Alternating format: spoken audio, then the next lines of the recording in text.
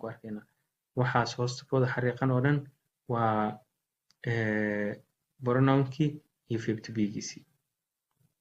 Okay, she waa ogeed inay pronoun ahayd oo loo adeegsanayo qof dumar ah. Isna waa verb to be. Okay, waxaa sidoo kale ogeed she iyo he iyo it inay qaataan is, verb to be-ga ay qaataan inuu yahay is. Okay, aan fiirina marka.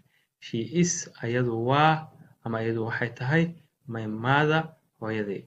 Okay, she is ayadu waa ama ayadu waxay tahay my mother, hooyaday.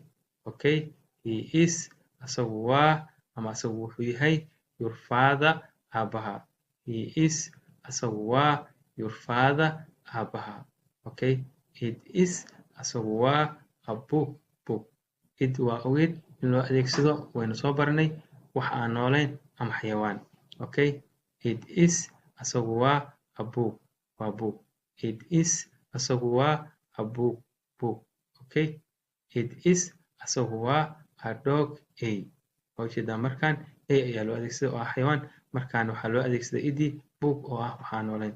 It is asagu waa a dog, a. Okay, we are students.